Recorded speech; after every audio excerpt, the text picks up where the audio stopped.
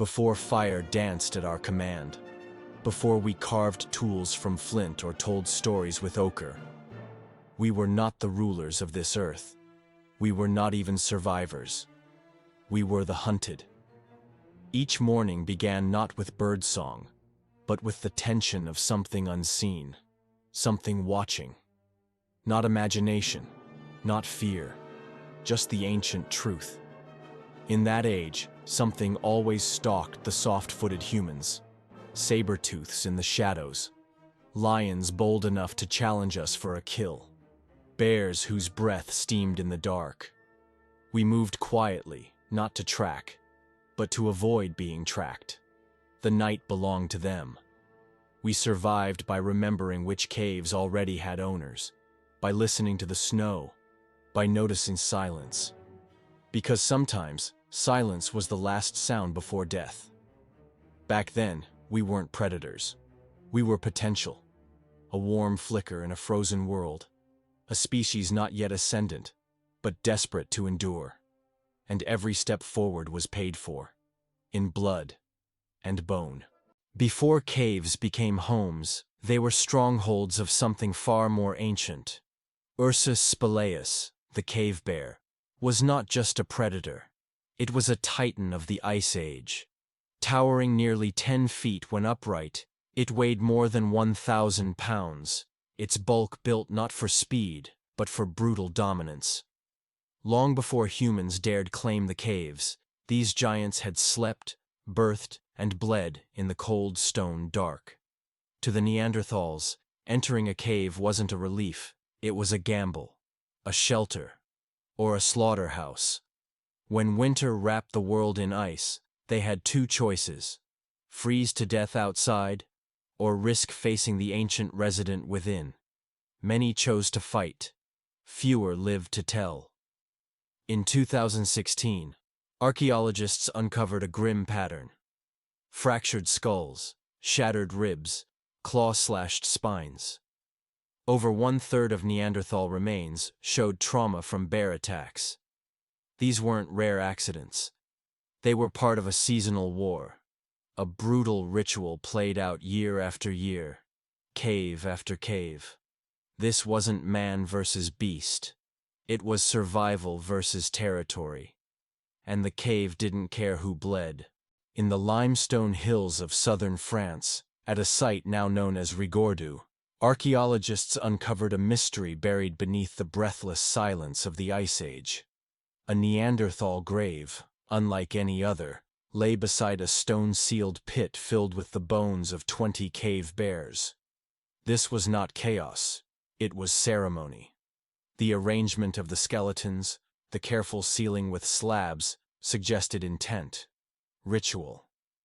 Inside the human grave lay flint blades, dulled from years of use, smooth stones that bore no edge but carried meaning, and beside the body, a bear's humerus bone, placed like a final word. Who was this man, buried beside giants? Was he a warrior who hunted the monsters his people feared most? A shaman who walked the boundary between spirit and flesh? Or had the bear, so often predator, become a symbol, a force greater than death itself? To face a bear and live was myth. To be buried among them was legend. This was not just a grave. It was an altar. And perhaps the first whisper of gods born not in the heavens, but in the dark, cold places of earth. Deep within the shadows of Italy's Basura cave, long before crosses were carved or idols were cast, there stood a silent sentinel, a stalagmite shaped uncannily like a bear. Its presence was not accidental. Around its stony paws, Neanderthals had placed small clay balls, deliberately, reverently. They were not tools, not toys. They were tokens. Offerings, perhaps. Prayers formed not with words, but with trembling hands. In this chamber of dripping stone and eternal dusk, the bear transcended predator and became something greater. It was not merely an animal to flee or to hunt. It was a presence, a will, a force threaded through the marrow of their fear. To kill a bear was strength. To fear it was survival.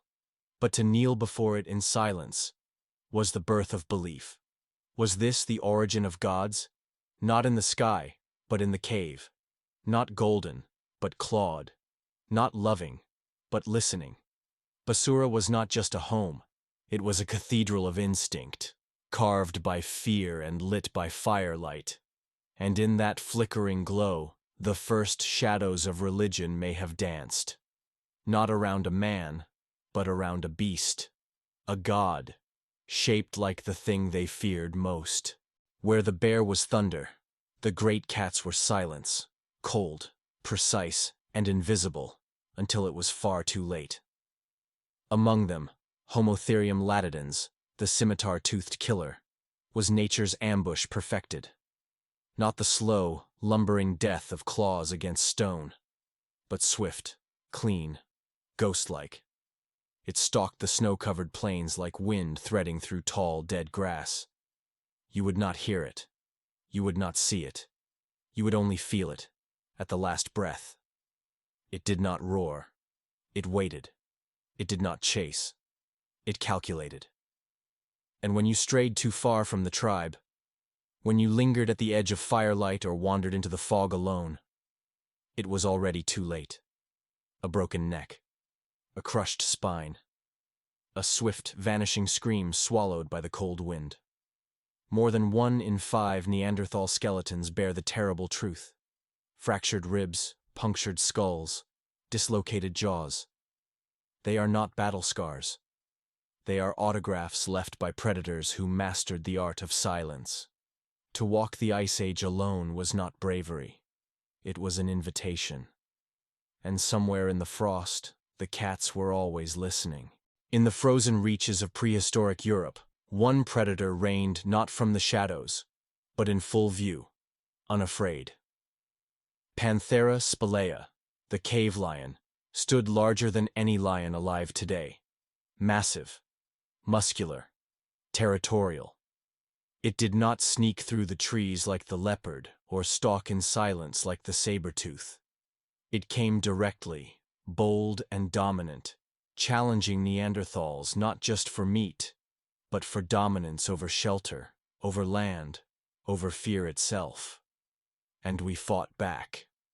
At some burial sites, lion hides were found wrapped with human bones, not randomly scattered, but placed deliberately. These were not just remains.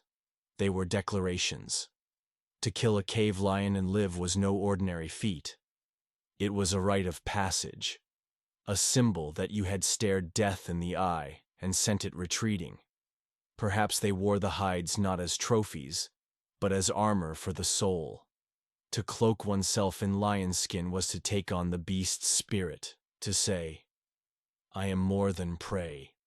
I am worthy of the hunt." Surviving the lion didn't just mean you lived. It meant you were remembered. It meant you mattered.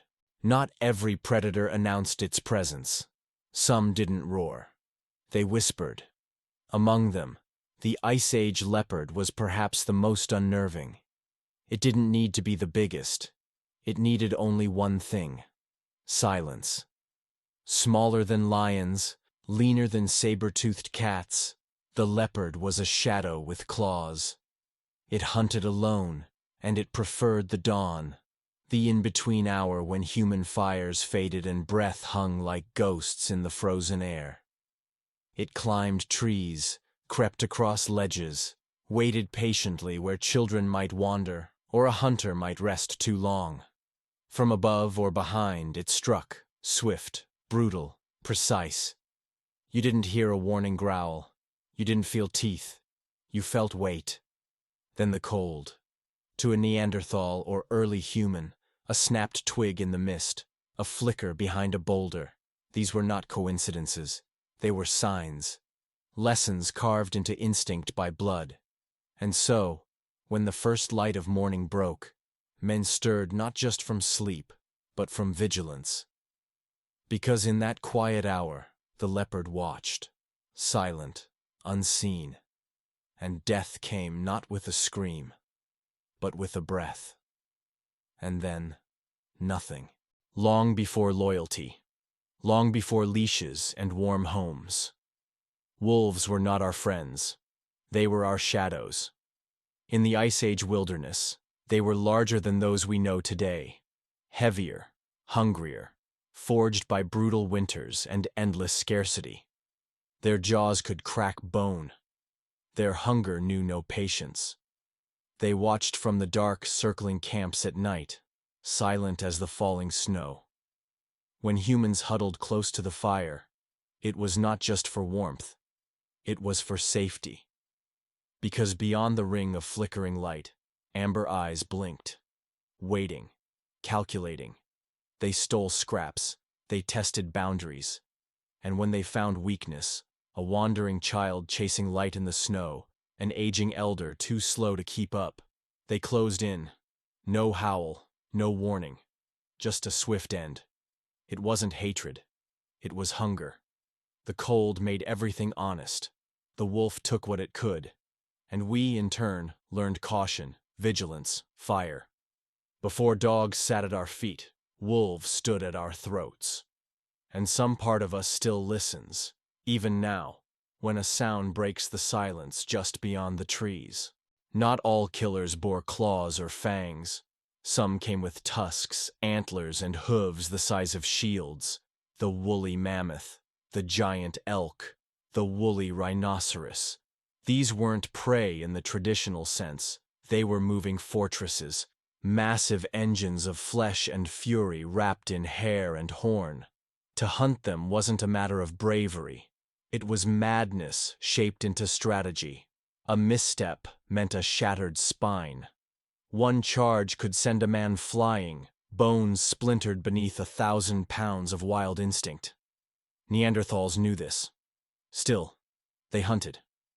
Because behind every towering mammoth was survival. Weeks of meat, marrow, hide, and fire. A feast not for one, but for an entire tribe. They set traps, dug pits, drove these giants toward cliffs or into rivers. And sometimes, they failed. Some died beneath a curling tusk, or were trampled into the ice. But their death was not in vain. It was part of the ancient pact. To take from the earth meant offering risk in return. In that frozen age, even the leaf-eaters were monsters. And to bring one down was to prove that humans belonged in the same story. Among all the beasts of the Ice Age, few were as unpredictable, or as feared, as the woolly rhinoceros. Unlike the mammoth, it could not be tracked or baited with patience. It had no majestic herd, no predictable rhythm. It was solitary, suspicious, and angry.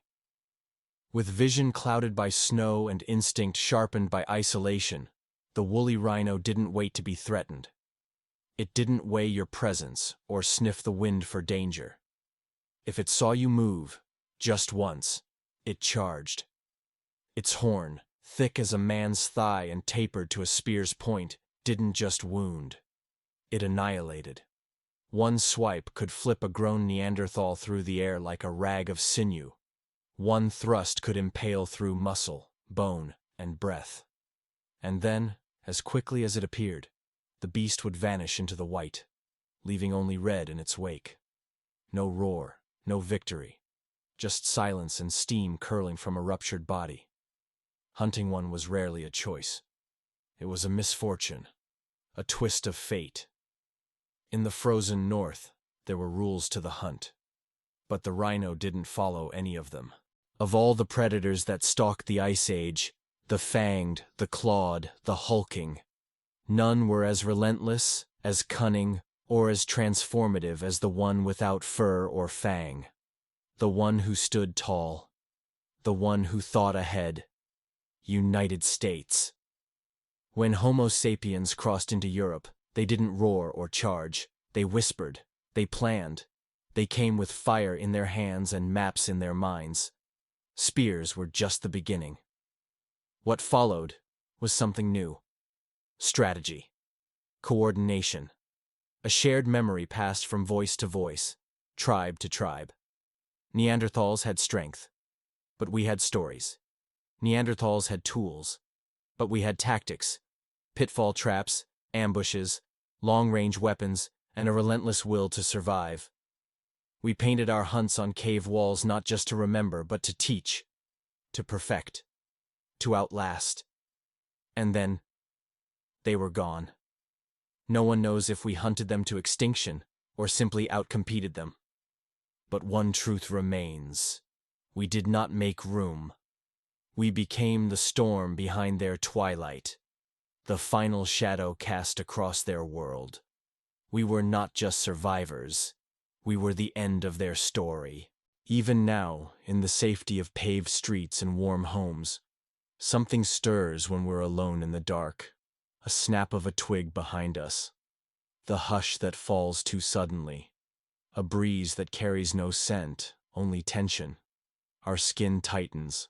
Our breath slows. We turn our heads, but often see nothing. That reaction isn't paranoia. It's inheritance. For most of human history, night was not poetic. It was predatory. Forests weren't quiet. They were listening. Mountains weren't still. They were watching. The dark wasn't empty. It was occupied. Our ancestors knew this. They didn't walk through the world. They crept through it. Every step carried a prayer. Every fire was a fragile spell cast against the unknown. And so that fear, that awareness, it lives in us still. In our nerves, in our bones, in the primitive echo that tells us, run, freeze, hide. It's the reason children fear monsters under the bed. Because once, those monsters were real. The cave bear, the saber-toothed, the eyes of the leopard before dawn. They're gone. But we remember. Not with words, with instincts. We were never kings of the earth. We were warm meat in a cold world. At Prehistoric Shadows, we don't just talk about bones and tools. We talk about what it meant to feel fear before we had words for it. To face extinction not once, but dozens of times. To light a fire not to see, but to stay unseen. Because buried in every fossil is a lesson. Not just about who we were, but what we survived to become. And sometimes, to understand the present, we must walk backward. Into the snow. Into the silence. Into the dark. If this journey into the Ice Age stirred something deep inside you, some primal memory, some ancient fear, then know this. We haven't forgotten. We've only buried it. Subscribe to Prehistoric Shadows, where we uncover what the textbooks leave out. No myths, no filters. Just the raw truth of humanity before history.